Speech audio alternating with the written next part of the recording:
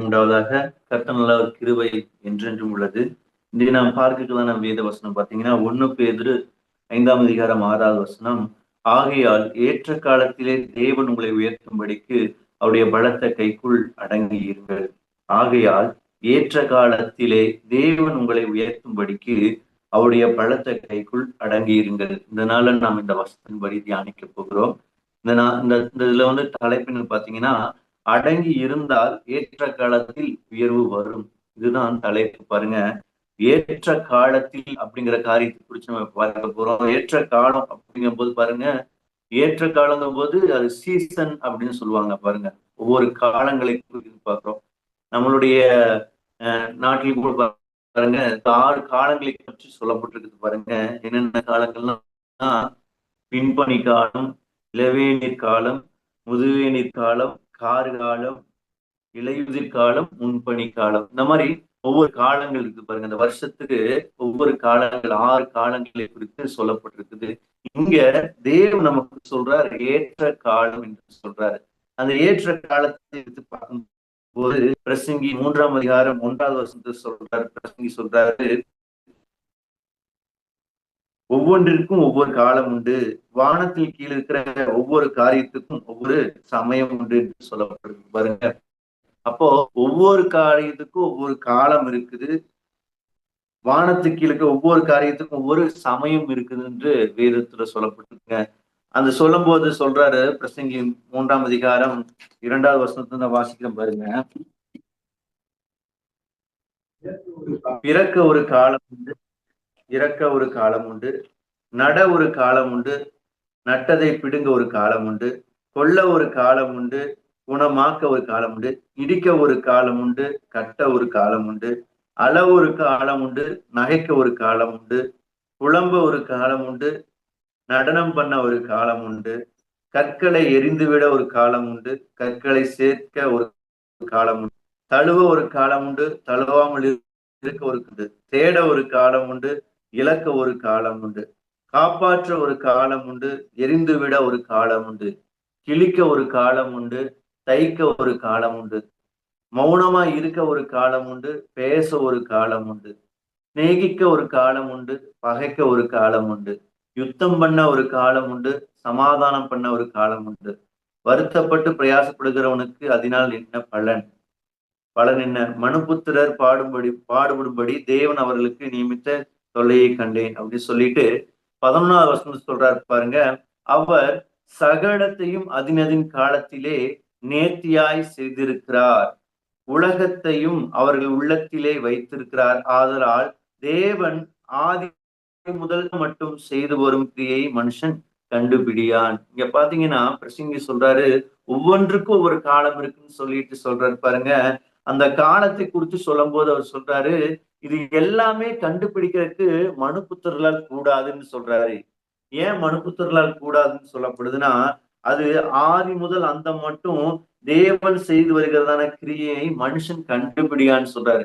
ஏன் அது கண்டுபிடிக்க முடியாதபடிக்கு இருக்குது தெரியுங்களா? இந்த காலங்கள்லாம் இப்பதான் இது நடக்க போகுது, சந்தோஷமான காரியம் நடக்க போகுது, துக்கமான காரியங்கள் நடக்க போகுதுன்னு ஒவ்வொரு மனுஷனுக்குள்ளயுமே அது காரியங்கள் தெரியாது பாருங்க. ஏன் அப்படின்னு சொல்றேன்னா, அதே பிரசங்கி 3ஆம் அதிகாரத்துல 4வது வசனம் சொல்லிருக்குதா பாருங்க. தேவன் செய்வது எதுவோ அது என்றைக்கும் நிலை என்று அறிவேன், அதனோடே ஒன்றும் கூட்டவும் கூடாது, அதிலிருந்து ஒன்றும் குறைக்கவும் கூடாது.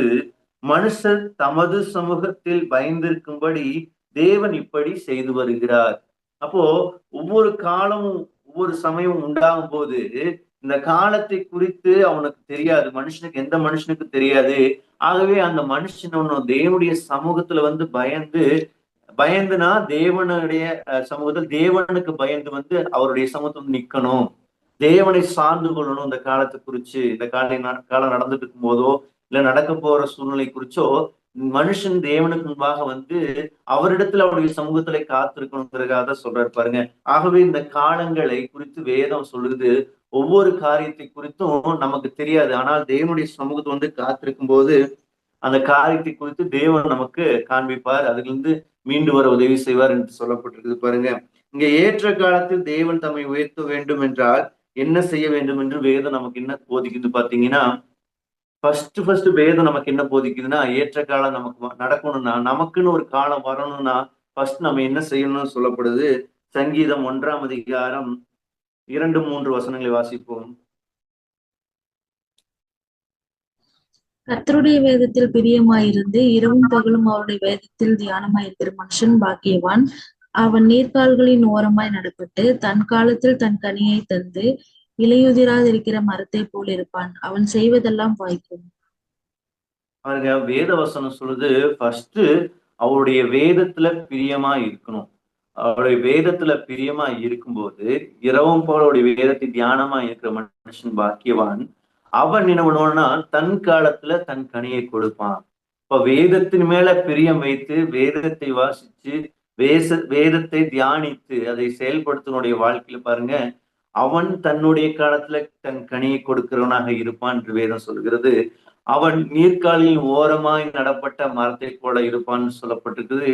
அவன் இலையுதிரா இருக்கிற மரத்தை போல் இருப்பான் என்று சொல்லப்பட்டிருக்குது. அவன் செய்வது எல்லாம் வாய்க்கும் என்று வேதம் சொல்லப்பட்டிருக்குது. ஆகவே ஏற்ற காலத்தில நாம் சமயத்துக்கு ஏற்ற அந்த காரியத்தை பெறணும்னா ஃபர்ஸ்ட் என்ன பண்ணணுங்க, வேதத்தை நம்ம வாசிக்கணும், வேதத்தை தேடணும், வேதத்தின் மேல பிரியம் வைக்கணும், வேதத்தை தியானிக்கணும். தியானிக்கும் போது என்ன ஆகுதுன்னா அவனுக்குன்னு இந்த காலங்கள் உண்டாகுது பாருங்க. தன் காலத்தில் தன் கனியை கொடுப்பான் என்று வேதம் சொல்கிறது பாருங்க. அவன் கனி தப்பாமல் கனி கொடுப்பான். அவனுடைய இலை உதிர்வதில்லை என்று சொல்லப்பட்டிருக்குது. அவனுடைய வேர்ல தண்ணீர் பாய்ந்து கொண்டே இருக்கின்ற வேதம் சொல்கிறது. அவன் செய்வது எதுவோ அதெல்லாம் வாய்க்கு என்று சொல்லப்பட்டிருக்கு. இந்த ஏற்ற காலத்தை நம் வாழ்க்கையில கொண்டு வருவதற்கு நம்ம என்ன பண்ணணுங்க, வேதத்தின் மேல பிரியம் வைக்கணும், வேதத்தை தியானிக்கணும். வேதத்தில் உள்ள காரியங்களை கைகொண்டு நடக்கும்போது பாருங்க, அந்த மனுஷன் எப்படி இருப்பான், ஆசீர்வதிக்கப்பட்டவனாக இருப்பான். அவனுடைய காலத்துல அவன் கனியை கொடுப்பான் என்று வேதம் சொல்லப்பட்டிருக்கு பாருங்க. அடுத்த காரியத்தை சொல்றேன் பாருங்க. அவருடைய பலத்த கைக்குள் அடங்கி இருப்பதுன்னா என்ன? அவருடைய பலத்த கைக்குள் அடங்கி இருப்பது என்பது பாத்தீங்கன்னா, அடங்கி இருப்பது அப்படின்னு சொல்லும் போது பாருங்க, அது கீழ்ப்படிந்து இருப்பது என்று கூட சொல்லலாம் பாருங்க. அடங்கி இருப்பதுன்னா கீழ்ப்படிந்து இருப்பது என்று அர்த்தம். பாருங்க, ஒரு தகப்பனோ தாயோ பாருங்க தன் பிள்ளைய வெளி சாலைகள் அணைச்சு கொண்டு போறாங்கன்னு வச்சுக்கோங்களேன். அவங்க என்ன பண்ணுவாங்க, பிள்ளையுடைய கைய அவங்க பிடிச்சு வச்சிருப்பாங்க, பிடிச்சிட்டு தான் நடப்பாங்க பாருங்க. அந்த கைக்குள்ள அடங்கி வச்சுட்டு என்ன பண்ணுவாங்க, கையை பிடிச்சு நடத்தி கொண்டு வாங்க. அப்பதான் அந்த குழந்தை என்ன பண்ணாதுங்க, உதறிட்டு ஓடாதுங்க, குறுக்கால என்ன போகாதுங்க, வாகனத்துக்குள்ள போய் விழாதபடிக்கு சாலை நடுவில் போகாது அப்படின்னு அந்த கையை பிடிச்சிட்டு வருவாங்க. அதை போலதான் அடங்கி இருப்பதுன்னா, அவருடைய கைக்குள்ள அடங்கி இருப்பதுன்னா கீழ்ப்படிந்து இருப்பது என்றும் கூட வேதம் சொல்லப்படுது பாருங்க. அப்போ தேவன் இப்பொழுது உங்களை எந்த சூழ்நிலையில எந்த இடத்துல உங்களை நடத்தி கொண்டிருக்காரோ அந்த இடத்துல அவர் சொன்னபடி அடங்கி இருப்பதுதாங்க கீழ்ப்படிந்திருப்பது என்று வேதம் சொல்லுது பாருங்க. கீழ்ப்படிந்திருப்பது என்று சொல்லும் போது பாருங்க, கீழ்ப்படிதல் என்பது மிகவும் இனிமையானதாகவோ எளிமையானதாகவோ இருப்பதே கிடையாது பாருங்க. கீழ்ப்படிந்திருப்பது மிகவும் கடினமான ஒன்றாக இருக்கிறது. வேதத்தில் சொல்லப்பட்டிருக்கிறது பாத்தீங்கன்னா, எளிதான காரியத்தை தான் சொல்லியிருப்பாரு. ஆனால் நம்ம எடுத்துக்கிற விதம், நம்ம பயன்படுத்துற விதம் மிகவும் கடினமானதா இருக்கும் பாருங்க. எப்படின்னா, நம்ம இன்னொருத்தர் நமக்கு மேல இருக்கிறவங்களுடைய ஆளுமைக்கு நம்ம விட்டு கொடுப்பது, அவங்க சொன்னதை அப்படி செய்யுங்கிறது ரொம்ப கடினமானது. ஒரு மனுஷன் நமக்கு மேல அதிகாரியா இருக்கும்போது அவங்க வார்த்தைக்கு ஏற்றபடி நடக்கணுங்கிறது என்ன மிக கடினமா இருக்கு. ஆனால் தேவன் அதுலதான் பிரியப்படுகிறார் பாருங்க. ஆகவேதான் சொல்றாரு, கீழ்ப்படிந்திருப்பது என்பது வெறும் பேச்சு அல்ல, அது செயலாக இருக்குது என்று வேதம் சொல்லுகிறது பாருங்க. ஏதோ வெறுமனே நான் கீழ்ப்படுகிறேன்னு சொல்றது கிடையாதுங்க. அதை செய்து காட்டுவதுதான் கீழ்ப்படுதல் என்று சொல்லப்பட்டிருக்குது. இன்னொரு முறை சொல்ல பாருங்க, 1000 முறை நான் என்ன பண்றேன், கீழ்ப்படுகிறேன் என்று சொல்லி அதை மனப்பாடம் செய்வதனால் அது கீழ்ப்படிதல் கிடையாது பாருங்க. கீழ்ப்படிதலுக்கு நிகர் கீழ்ப்படிதல் தான் என்று வேதம் சொல்லுகிறது பாருங்க. வசனம் சொல்லுது பாருங்க, 1 சாமுவேல் 15ஆம் அதிகாரம் 22வது வசனத்துல, 1 சாமுவேல் 15:22 வாசிப்போம் பாருங்க.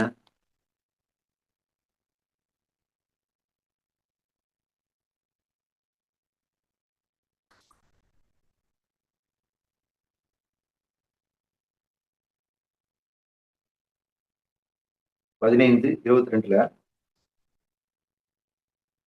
அவர் சொல்றாரு, அதற்கு சாமுவேல், கர்த்தருடைய சத்தத்துக்கு கீழ்ப்படிவதை பார்க்கிலும் சர்வாங்க தகன பலிக்கும் கர்த்தருக்கு சர்வாங்க தகன பலிகளும் கர்த்தருக்கு பிரியமா இருக்குமோ, பலியை பார்க்கிலும் கீழ்ப்படிதலும் ஆட்டுக்கடாக்களின் இனத்தை பார்க்கிலும் செவி கொடுத்தலும் உத்தமம். இங்க பாத்தீங்கன்னா பலியை பார்க்கிலும் கீழ்ப்படிதல் தான் உத்தமம் என்று வேதம் சொல்கிறது பாருங்க. நான் தேவனுக்கு இதை செய்யறேன், நான் தேவனுக்கு அதை செய்யறேன் அப்படிங்கன்னு நம்ம வேற விதத்துல காணிக்கை கொடுப்பதனாலயோ இல்ல சில உதவிகளை செய்வதனாலயோ அது தேவனுக்கு கீழ்ப்படிதல் கிடையாது பாருங்க. சகல பலிகளை காட்டிலும் தேவனுக்கு செவி கொடுக்கணும், அவருடைய வார்த்தைக்கு செவி கொடுப்பதுதான் உத்தமம் என்று சொல்லப்பட்டிருக்கிறது. அவைகளை காட்டிலும் கீழ்ப்படிதலே உத்தமம் என்று சொல்லப்பட்டிருக்குது. ஆகவே அவர் என்ன சொல்லி இருக்கிறாரோ அது என்ன என்ன ஸ்தானத்தை நமக்கு கொடுத்திருக்காரோ அதுக்கு கீழ்ப்படிந்து இருப்பதுதான் மிகவும் அவசியம் என்று வேதம் சொல்லப்படுகிறது. ஏன் கீழ்ப்படியணும்? கீழ்ப்படினால் என்ன நடக்கும் அப்படின்னு பாத்தீங்கன்னா தேவன் கீழ்ப்படிதலை தான் விரும்புகிறார் பாருங்க. எப்பொழுதுமே தேவன் பெருமையுள்ளவர்களுக்கு எதிர்த்து நிற்கிறார் என்று வேதம் சொல்கிறது. தாழ்மையுள்ளவர்களுக்கோ கிருபை அளிக்கிறார் என்று வேதம் சொல்லப்படுகிறது பாருங்க. இந்த தாழ்மையுள்ள மனுஷனுக்குள்ளதான் கீழ்ப்படிதலான குணாதிசயங்கள் உண்டாயிருக்குன்னு பாக்குறோம். இங்க பாருங்க அடுத்தது சொல்றாரு, ஃபர்ஸ்ட் என்ன பண்ணா தேவனுக்கு கீழ்ப்படிந்திருக்க வேண்டும் என்று வேதம் சொல்லுகிறது. உபாகமும் 28ஆம் அதிகாரம் 1வது வசனத்துல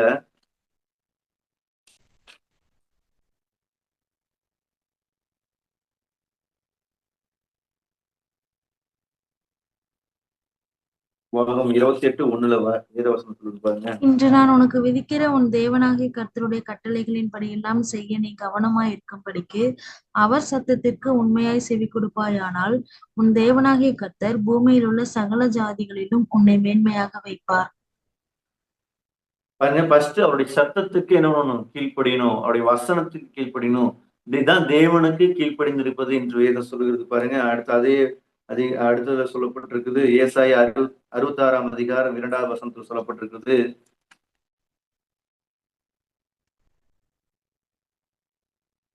ஏசாயா 66 22வது வசனம்.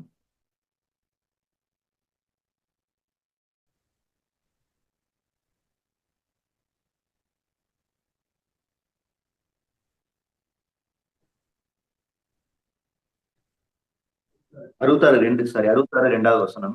என்னுடைய கரம் இவைகளை எல்லாம் சிருஷ்டித்ததினால் இவைகள் எல்லாம் உண்டாயின என்று கர்த்தர் சொல்கிறார். ஆனாலும் சிறுமைப்பட்டு ஆவியில் நொறுங்குண்டு என் வசனத்துக்கு நடுங்குகிறவனையே நோக்கி பார்ப்பேன். என் வசனத்துக்கு நடுங்குகிறவனையே நான் நோக்கி பார்ப்பேன் என்று சொல்றாரு. அப்போ வசனத்துக்கு கீழ்ப்படிந்து அதை ஏற்றுக்கொண்டு அதன்படி நடக்கிறவன், அதைத்தான் வசனத்துக்கு நடுங்குறவனே நான் நோக்கி பார்ப்பேன் என்று சொல்லுகிறது பாருங்க. ஆகவே ஃபர்ஸ்ட் தேவனுக்கு கீழ்ப்படிந்திருக்கிறது மிகவும் வேதத்தின் அடிப்படையில் சரி நம்முடைய வாழ்க்கையும் சரி மிகவும் அவசியமா இருக்கு என்று பார்க்கிறோம். இரண்டாவது பார்த்தீங்கன்னா பெற்றோருக்கு கீழ்ப்படுகிறது மிகவும் அவசியம் என்று வேதம் சொல்லுகிறது. எபேசியர் 6ஆம் அதிகாரம் 3வது வசனம் சொல்லப்பட்டிருக்குது. எபேசியர் 6ஆம் அதிகாரம் 3வது வசனம்.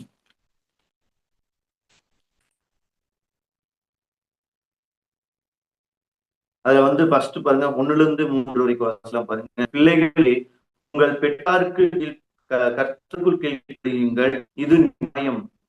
உனக்கு நன்மை உண்டாயிருப்பதற்கும் பூமியிலே உன் வாழ்நாள் நீடித்திருப்பதற்கும் உன் தகப்பனையும் உன் தாயும் கண்ணுவாயா என்பதே வாக்குத்தத்தம் முதலாம் கற்பனையா இருக்கிறது. இங்க பாத்தீங்கன்னா ஒரு பெற்றோருக்கு பிள்ளைகள் என்ன பண்ணுங்க? கீழ்ப்படிந்திருக்கிறது. அது கர்த்தருக்குள் கீழ்ப்படிந்திருங்கள் என்று சொல்றது இது நியாயம் என்று வேற சொல்லப்பட்டிருக்குது.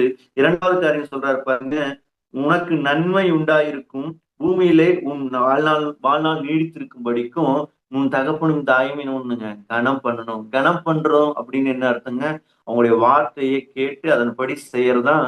அவங்க வார்த்தைக்கு முக்கியத்துவம் கொடுத்து அதை நம்ம செய்யும் போது அவங்களுக்கு கீழ்ப்படிந்திருக்கிறோம்னு அர்த்தம். அவங்களுக்கு கனம் பண்றோம் என்று அர்த்தம். அதைத்தான் வேதம் சொல்லுகிறது. ஆகவே ஒவ்வொரு பிள்ளைகளும் பெற்றோருக்கு கீழ்ப்படிந்திருப்பதுதான், கர்த்தருக்கு கீழ்ப்படுகிறது போல கீழ்ப்படிந்திருப்பதுதான் நியாயம் என்று வேதம் சொல்லுகிறது. காரணம், நமக்கு நன்மை கிடைக்கும், இந்த பூமியிலே தீர்க்காயுசு உள்ளவர்களாக நீடித்த நாட்கள் உள்ளவர்களாக இருக்க முடியும் என்று வேதம் சொல்லுகிறது. ஆகவே பெற்றோர்களுக்கு பிள்ளைகள் கீழ்ப்படிந்திருப்பது மிகவும் அவசியம் என்று வேதம் சொல்லுகிறது பாருங்க. மூன்றாவது காரியம் சொல்லப்பட்டிருக்குது, அதிகாரத்திற்கு கீழ்ப்படிய வேண்டும் என்று சொல்லப்பட்டிருக்குது. அதிகாரத்துக்குன்னா நமக்கு மேலாக இருக்கிறதான எல்லா அதிகாரங்களும், பெற்றோர்களா இருக்கலாம், நம்மை நடத்துகிற ஊழியக்காரர்களா இருக்கலாம், நம்ம வேலை செய்கிற இடத்துல இருக்கிறதான அதிகாரிகளா இருக்கலாம், இல்ல காவல் துறையில வேலை செய்யறதா இருக்கலாம், கவர்மெண்ட் வேலை இருக்கிறவங்க, அவங்க எல்லாமே அதிகாரிகள் தான் பாருங்க. இது எல்லா அதிகாரிகளுமே நமக்கு மேலாக எல்லா அதிகாரத்துக்கும் கீழ்ப்படிந்திருக்க வேண்டும் என்று வேதம் சொல்லுகிறது. பாருங்க, ரோமர் 13ஆம் அதிகாரம் 1-5 வரைக்கும் வாசிக்கிறோம் பாருங்க. ரோமர் 13ஆம் அதிகாரம்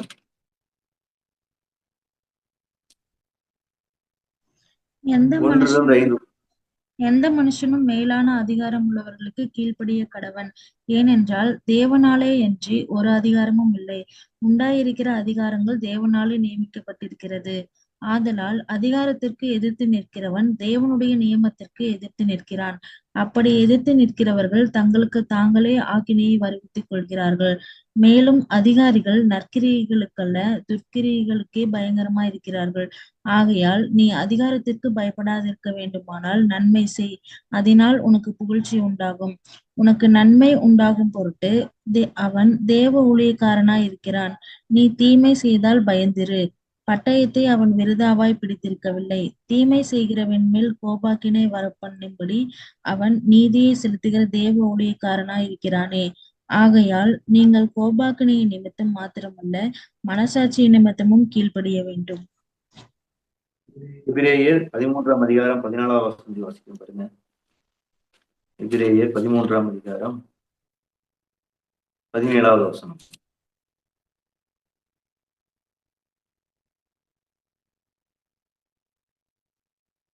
17ஆவது வசனம். உங்களை நடத்துகிறவர்கள் உங்கள் ஆத்துமாக்களுக்காக உத்தரவாதம் பண்ணுகிறவர்களாய் விழித்திருக்கிறவர்களானபடியால் அவர்கள் துக்கத்தோடே அல்ல சந்தோஷத்தோடே அதை செய்யும்படி அவர்களுக்கு கீழ்ப்படிந்து அடங்குங்கள். அவர்கள் துக்கத்தோடே அப்படி செய்தால் அது உங்களுக்கு பிரயோஜனமாயிருக்க மாட்டாதே. பாருங்க, வேதத்துல சொல்லப்பட்டிருக்கு அதிகாரத்துக்கு கீழ்ப்படிந்திருக்கணும். உண்டாயிருக்கிற எல்லா அதிகாரங்களும் தேவனாலே உண்டாயிருக்கு என்று வேதம் சொல்லப்பட்டிருக்குது. நம்ம படிக்கிற ஸ்தலங்கள்ல நமக்கு டீச்சரா இருக்காங்க, அவங்க நமக்கு மேல இருக்கிற அதிகாரம் இது தேவனால் கொடுக்கப்பட்ட அதிகாரம். நம்ம வேலை செய்கிற இடத்துல நமக்கு மேலான இருக்கிற அதிகாரம் தேவனால் கொடுக்கப்பட்ட அதிகாரம். நமக்கு அப்பா அம்மா கொடுத்துருக்காங்க, அவன் நமக்கு தேவனால் கொடுக்கப்பட்ட அதிகாரம் உள்ளவர்கள். பாருங்க, ஒவ்வொரு காரியத்திலுமே ஆண்டவர் என்ன பண்றாருன்னா அதிகாரம் உள்ளவராக இருக்கிறவரா இருந்தாலும் அவர் என்ன பண்றாருங்க, அதிகாரிகளுக்கு நம்ம என்ன பண்றாங்க கீழ்ப்படிந்திருக்க முடியாது விரும்புறாரு பாருங்க ஆண்டவர். அதுதான் நியாயம் சொல்றாரு, அதுதான் தேவன் விரும்புகிற காரியம் என்று சொல்லப்பட்டிருக்கிறது. சில காரியங்கள் பாருங்க, இந்த எபிரேயர் 13ஆம் அதிகாரம் 17ஆவது வசனத்துல சொன்னபடி உங்களை நடத்துவர்கள் உங்கள் ஆத்துமாக்களுக்காக உத்தரவாதம் பண்ணுகிறவர்களாய் விழித்திருக்கிறவர்களானபடியால் அவர்கள் துக்கத்தோட அல்ல சந்தோஷத்தோட அதை செய்யும்படி அவர்களுக்கு கீழ்ப்படிந்து அடங்குங்கள். அவர்கள் துக்கத்தோட அப்படி செய்தால் உங்களுக்கு பிரயோஜனமா இருக்க மாட்டாது. இங்க ஊழியக்காரர்களை குறித்து சொல்லப்பட்டிருக்குது. நமக்கு பாஸ்டர்ஸ் இருக்காங்க, அவங்க எல்லாம் நமக்கு என்னங்க கொடுக்கப்பட்ட அதிகாரம் என்று சொல்லப்பட்டிருக்கு பாருங்க. என்னுடைய வாழ்க்கையில பாருங்க, தேவனுக்கு கீழ்ப்படிந்திருப்பது வசனத்துக்கு நம்ம வசனத்துக்கு கீழ்ப்படிப்பது மிகவும் எளிது பாருங்க. ஏன்னா வேத வசனம் சொல்லியிருக்குது. ஆகவே நான் வேணுங்களா எளிதாக கீழ்ப்படியறதுக்கு நம்ம விட்டு கொடுப்போம் பாருங்க. ஏன்னா கர்த்தருக்கு பயப்படணும், அவருடைய வார்த்தைக்கு கீழ்ப்படிங்கிறது உடனே கீழ்ப்படிஞ்சிருவோம். ரெண்டாவது அப்பா அம்மா கீழ்ப்படியணும் அப்படிங்கும் போது நம்ம பெற்றவங்க அவங்களுக்கு என்ன கீழ்ப்படிஞ்சிருவோம் பாருங்க. ஆனா இங்க அதிகாரத்துக்கு கீழ்ப்படியணும்ன்றதுதான் அவங்க நம்ம கூட ரத்த சம்பந்தம் உறவினர்கள் கிடையாது.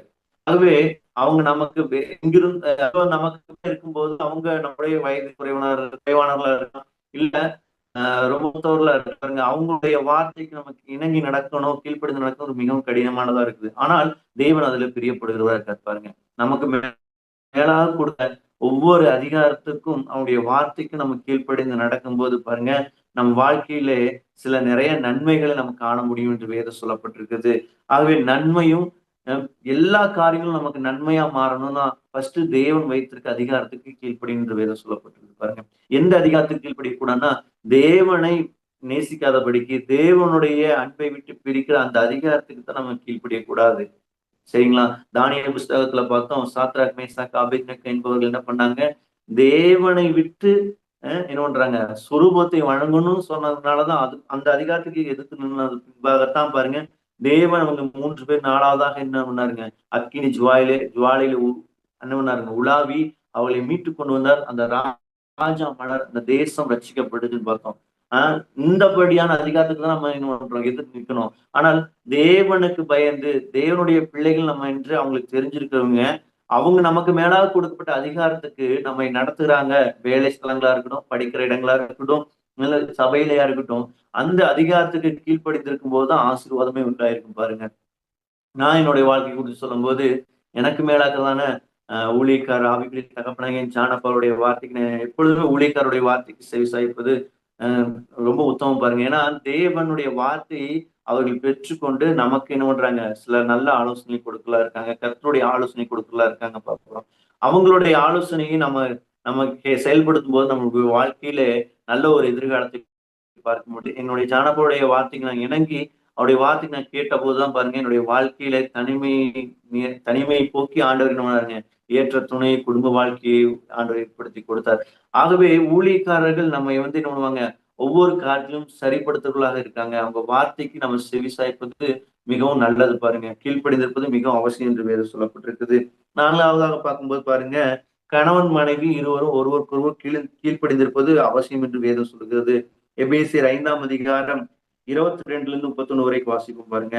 எபேசியர் 5ஆம் அதிகாரம் 22 31 வரைக்கும். நீங்கள் எங்கள் எபேசியர் 5:22. மனைவிகளே கர்த்தருக்கு கீழ்ப்படுகிறது போல உங்கள் சொந்த புருஷருக்கு கீழ்ப்படியுங்கள். கிறிஸ்து சபைக்கு தலையா இருக்கிறது போல புருஷனும் மனைவிக்கு தலையா இருக்கிறான். அவரே சரீரத்திற்கும் இரட்சகராய் இருக்கிறார். ஆகையால் சபையானது கிறிஸ்துவுக்கு கீழ்ப்படுகிறது போல மனைவிகளும் தங்கள் சொந்த புருஷர்களுக்கு எந்த காரியத்திலேயும் கீழ்ப்படிந்திருக்க வேண்டும். புருஷர்களே உங்கள் மனைவிகளில் அன்பு கூறுங்கள். அப்படியே கிறிஸ்துவும் சபையில் அன்பு கூர்ந்து தாம் அதை திருவசனத்தை கொண்டு தண்ணீர் முழுக்கினால் சுத்திகரித்து பரிசுத்தமாக்குகிறதற்கும் கரை திரை முதலானவைகள் ஒன்றும் இல்லாமல் பரிசுத்தமும் பிழையற்றதுமான மகிமையுள்ள சபையாக அதை தமக்கு முன் நிறுத்திக் கொள்வதற்கும் தம்மை தாமே அதற்காக ஒப்புக் கொடுத்தார். அப்படியே புருஷர்களும் தங்கள் மனைவிகளை தங்கள் சொந்த சரீரங்களாக பாவித்து அவர்களில் அன்பு கூற வேண்டும். தன் மனைவியில் அன்பு கூறாதிருக்கிறவன் தன்னில் தான் அன்பு கூறுகிறான். தன் சொந்த மாம்சத்தை பகைத்தவன் ஒருவனுமில்லையே. கர்த்தர் சபையை போஷித்து காப்பாற்றுகிறது போல ஒவ்வொருவனும் தன் மாம்சத்தை போஷித்து காப்பாற்றுகிறான். நாம் அவருடைய சரீரத்தின் அவயவங்களாயும் அவருடைய மாம்சத்திற்கும் அவருடைய எலும்புகளுக்கும் உரியவர்களாயும் இருக்கிறோம். இது நிமித்தம் மனுஷன் தன் தகப்பனையும் தன் தாயையும் விட்டு தன் மனைவியுடன் இசைந்து இருவரும் ஒரே மாம்சமாயிருப்பார்கள். 21வது வசனம். தெய்வ பயத்தோட கீழ்ப்படிந்திருங்கள் பாருங்க. மனைவிகள் தன்னுடைய சொந்த புருஷருக்கு கர்த்தருக்கு கீழ்ப்படி போல கீழ்ப்படிகின்ற சொல்லப்பட்டிருக்குது. புருஷர்கள் தங்கள் மனைவி மேல அன்பு கூற வேண்டும் என்று சொல்லப்பட்டிருக்கு. எப்படி அன்பு கூறணும்னா, கிறிஸ்து சபையை நேசித்தது போல அன்பு கூறுவது போல அவர் தமக்கு முன்பாக கரைத்திரையற்றவர்களா நிற்கும்படியாக தன்னுடைய ஜீவனையே கொடுத்து நேசித்தது போல புருஷர்களும் தன்னுடைய சொந்த மாம்சமாகிய மனைவியை நேசிக்க வேண்டும் என்று வேதம் சொல்கிறது பாருங்க. 2 பேரும் என்ன பண்ண, தெய்வ பயத்தோட ஒருவருக்கொருவர் கீழ்ப்படிந்தீர்கள் என்று வேதம் சொல்லப்பட்டிருக்குது. ஆகவே கணவன் மனைவிக்கும் மனைவி கணவனுக்கும் கீழ்ப்படிந்திருப்பது மிகவும் அவசியம். கணவன் மனைவியாக 2 பேரும் தெய்வ பயத்தோட கர்த்தருடைய சமூகத்திலே ஒருவருக்கொருவர் கீழ்ப்படிந்திருப்பது மிகவும் அவசியம் என்று வேதம் சொல்லப்பட்டிருக்குது. ஏன் கீழ்ப்படிதல் போது பாருங்க, நம்ம உடனே அந்த காரியத்தை செய்ய முடியாது, எதிர்த்து நிக்கிறோம் அப்படின்னா தேவன் அது மேல பிரியமா இருக்கிறதே கிடையாது என்று வேதம் சொல்லுகிறது. 1 பேதுரு 5ஆம் அதிகாரம் 5வது வசனம் சொல்லப்பட்டிருக்கிறது. அந்தப்படியே இளைஞரே மூப்பருக்கு கீழ்ப்படிந்திருங்கள். நீங்கள் எல்லாரும் ஒருவருக்கொருவர் கீழ்ப்படிந்து மனத்தாழ்மையை அணிந்து கொள்ளுங்கள். பெருமையுள்ளவருக்கு தேவன் எதிர்த்து நிற்கிறார், தாழ்மையுள்ளவருக்கோ கிருபை அளிக்கிறார் என்று வேதம் சொல்லப்பட்டிருக்குது. ஆகவே இந்த கீழ்ப்படியாமைக்கு எதிர்ப்பது பாத்தீங்கன்னா எதிர்த்து நிற்பதுதான் பாருங்க. எதிர்த்து நிற்கிற குணம் என்ன யார் இடத்துல இருக்குன்னா தாழ்மை இல்லாதவர்களுக்கு தான் இருக்குது. இந்த தாழ்மை இல்லாதவர்கள் தேவனை எதிர்த்து நிற்கிறான் என்று வேதம் சொல்லப்பட்டிருக்குது. பெருமையா இருக்கிறீங்களா, நமக்குள்ள என்ன இருக்குன்னா தேவன் நம்ம பட்சத்துல இருக்க மாட்டாரு, நமக்கு எதிராக இருக்காரு என்று வேதம் சொல்லப்பட்டிருக்கு பாருங்க. ஆகவே நமக்குள்ள பெருமையான குணங்கள் நமக்குள்ள இருக்கக்கூடாது. நம்மை நாமே மேன்மை பாராட்டிக் கொண்டிருக்க கூடாது பாருங்க. வேதம் சொல்லுகிறது, பெருமையுள்ளோருக்கும் தேவன் எதிர்த்து நிற்கிறார் என்று வேதம் சொல்லுகிறது. தாழ்மையுள்ளோருக்கும் தேவன் கிருபை அளிக்கிறார் என்று வேதம் சொல்லப்பட்டிருக்கிறது. இங்க பெருமை குறித்து தாழ்மையுள்ளவர்கள் குறித்தும் பெருமையுள்ளவர் குறித்தும் வேதம் நமக்கு சொல்லிக் கொடுக்குது பாருங்க. லூக்கா 18ஆம் அதிகாரத்துல, லூக்கா 18ஆம் அதிகாரம்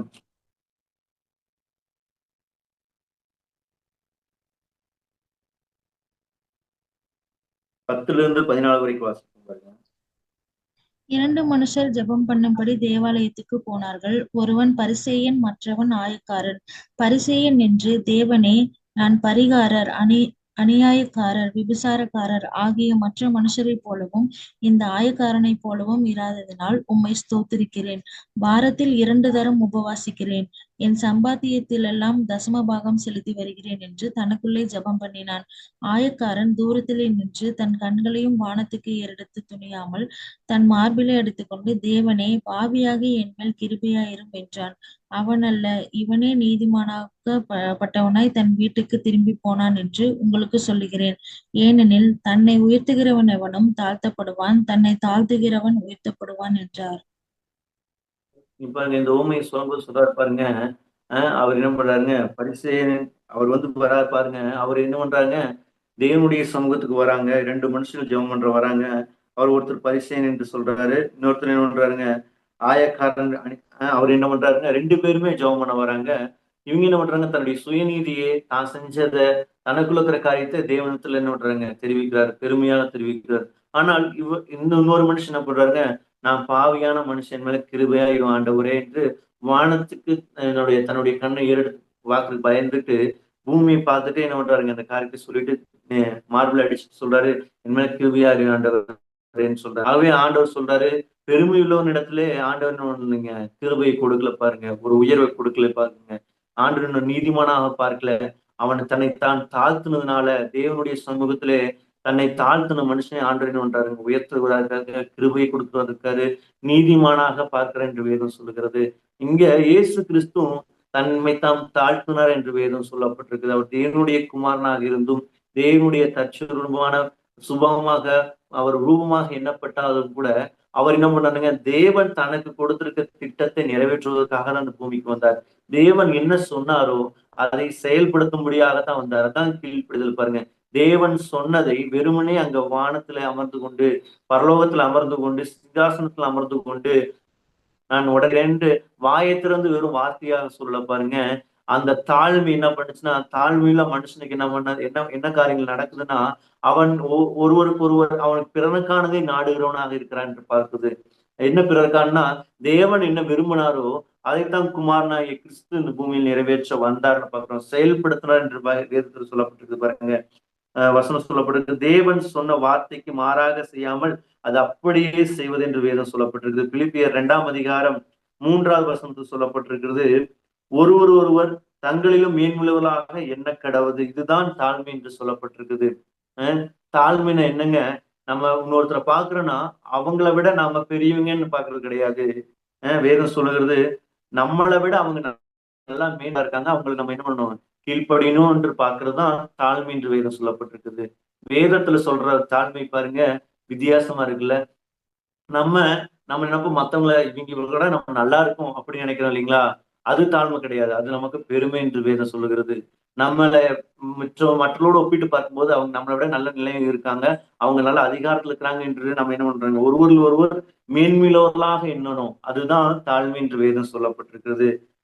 பிலிப்பியர் 2ஆம் அதிகாரம் 5-11 வரைக்கும் வாசிக்கும் போது பாத்தீங்கன்னா, இயேசு கிறிஸ்து தம்மை அப்படித்தான் பார்த்தார் பாருங்க. ஒரு வியாதிஸ்தரை வந்து பார்க்கும்போது பாருங்க, அவர்களை என்ன பண்ணாருன்னா, தம்மை போல தம்மிடத்துல தேவன் எப்படி பார்க்காரோ அதைத்தான் மற்றொரு இடத்துல பார்த்தாரு பாருங்க.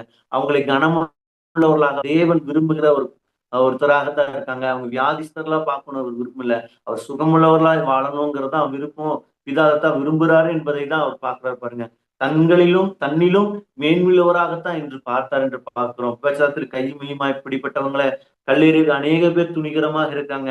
ஆனால் கல்லெறிய துணிகரம் அதுக்கான அதிகாரம் இருந்த ஆண்டவர் என்ன பண்ணாருங்க, அது செய்யல. காரணம் ஏன்னா அந்த ஸ்தானத்துல அவங்களை வச்சு பார்க்கல பாருங்க. அவர்கள் எப்படி பார்க்கறாருன்னா, பிதா தனக்கு கொடுத்திருக்கிறத பிள்ளைகளாக, அந்த பிள்ளைக்குரிய ஸ்தானத்தையாகத்தான் பார்க்கிறார் பாருங்க. ஆகவே இயேசுவை போல நம்மளும் பிறரை நம்மோடு கூட எப்படி ஒப்பிட்டு பார்க்கணும்னா, தங்களிலும் மேன்மையுள்ளவர்களாக, ஒருவருக்கு ஒருவர் மேன்மையுள்ளவர்களாக எண்ணணும். அவங்க அப்படித்தான் நம்ம நடத்தணும் என்று வேதம் சொல்லப்பட்டிருக்கிறது. யோசேப்புடைய வாழ்க்கையிலும் அதைத்தான் அவர் செய்தார் பாருங்க. யோசேப் என்ன செய்தாரு, தேவனுடைய வார்த்தையை, தேவன் கொடுத்த தரிசனத்தை இருதயத்தில் வைத்துக் கொண்டு தேவனை சார்ந்து கொண்டவராக அவர் கொடுக்கப்பட்டிருக்கிறதான எல்லா அதிகாரத்துக்கும் கீழ்ப்படிந்து நடந்தார். அவர் விற்கப்பட்டாரு, அடிமையாக விற்கப்பட்ட இடத்துல, அங்க வேலை செய்கிற ஸ்தலங்கள்ல அந்த அதிகாரத்துக்கு கீழ்ப்படிந்து நடந்தவராக இருந்தார் பார்க்கிறோம். அது நிமித்தம் அதுக்கப்புறம் செய்யாத தவறுக்காக சிறைக்கு சென்றார். சிறையின் அதிகாரிகளிடத்துல தயவு கிடைக்க முடியாது, சிறைச்சாலை அதிகாரிகளிடத்துல கீழ்ப்படிந்தவராக இருந்தார் என்று பார்க்கிறோம். அதுக்கப்புறம் பாருங்க, அந்த உயர்வு என்ன பண்ணுச்சுங்க, ராஜாவின் இடத்துல கொண்டு வந்துச்சு பாருங்க. ஆண்டவர் தன்னை தாழ்த்துகிற ஒவ்வொரு மனுஷனையும் ஒவ்வொரு கட்டத்திலையும் பிரச்சனை வரலையான்னு பார்த்தா வருது. சில சில சுச்சுவேஷன் என்ன ஆகுதுங்க, நமக்கு ஆப்போசிட்டா தான் நடக்குது. நம்ம நல்லதா செஞ்சிருக்கோம். நமக்கு அநேக தப்பு தான், பிரச்சனை தான் வருது. நமக்கு தேவையில்லாத அவச்சொல் தான் வருது. நமக்கு தேவையில்லாததான் பேசுறாங்க அப்படின்னா, கவலைப்படாதீங்க. நீங்க தேவனுக்குடைய வார்த்தையின்படியாக நீங்க அதிகாரத்துக்கு கீழ்ப்படிந்திருக்கீங்கன்னா, நிச்சயமாக தேவன் உங்களை உயர்த்துவார். மனுஷன் உங்களை உயர்த்தாட்டியும் பரவாயில்லைங்க. தேவன் உங்களை உயர்த்த வல்லவராக இருக்கிறார். யோசேப்பு அதைத்தான் நினைச்சு செஞ்சாரு பாருங்க. அவர் என்ன பண்ணாருங்க, தேவனுக்கு முன்பாக தம்மை தாழ்த்துவராக அதிகாரத்துக்கு கீழ்ப்படிந்து நடந்தார் பாருங்க. ஒவ்வொரு சூழ்நிலையிலும் அவருக்கு சரியானதா நடக்கல பாருங்க. அவர் செஞ்சது வேற, அவருக்கு நடந்தது வேற. அவர் நன்மை செஞ்சது, அவர் தீமை அனுபவிச்சார் பாருங்க. ஆனாலும் அவர் கீழ்ப்படிந்து நடந்த நிமித்தம் ராஜா முன்பாக நிற்கும்படியா ஆண்டவர் உதவி செய்தார் பாருங்க. ராஜாவுடைய சிங்காசனத்தை தவிர அவருக்கு இருக்கிறது எல்லாமே, அவருடைய நாட்டையே, அவர் தேசத்தையே ஆளக்கூடிய அதிகாரத்தை என்ன பண்ணாரு, அந்த ராஜா யோசேப்புக்கு கொடுத்தார். ஆகவே தாழ்மை உள்ளவர்களிடத்திலே தேவன் கிருபையை பெருக பண்ணுகிறவரா இருக்காரு. தம்மை தாழ்த்துவரை தேவன் என்ன பண்றாருங்க, எல்லாவற்றுக்கும் மேலாக உயர்த்துகிறவராக இருக்கு என்று வேதம் சொல்லப்பட்டிருக்குது. ஆகவே இந்த காலை வேளை சொல்றேன் பாருங்க, தேவன் தம்மை உயர்த்தும்படிக்காக ஏற்ற காலத்திலே என்ன பண்ணுங்க, தேவன் உங்களை உயர்த்தும்படிக்கு அவருடைய பலத்த கைக்குள்ள அடங்கி இருங்க. அடங்கி இருக்கும்போது வேதம் சொல்றது, உங்களுக்கு ஏற்ற காலத்திலே ஒரு உயர்வு நிச்சயம் வரும் என்று வேதம் சொல்லப்பட்டிருக்குது.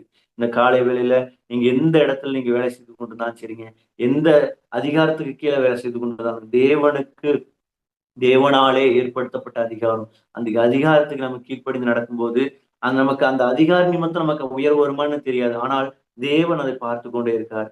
தேவன் நம்மை உயர்த்துகிறவரா இருக்கிறார். ஆகவே இந்த காலை வேளையில இந்த இருதயத்திலே உங்கள் தியானம் முழுவதும், இந்த நாள் முழுவதும் உங்களுக்கு இருதயம் ஞானமா இருப்பதாக, நீங்க ஏற்ற காலத்துல உங்களுக்கு உயர்வு வரணும்னா, உங்களுக்குன்னு கொடுக்கப்பட்டிருக்க இடத்துல நீங்க அடங்கி இருக்கும்போது, கர்த்தர் உங்களை எல்லாவற்றுக்கும் மேலாக ஒரு உயர்வை தருவார். கர்த்தர் உங்களை ஆசீர்வதிப்பாராக. ஆமென். ஆமென்.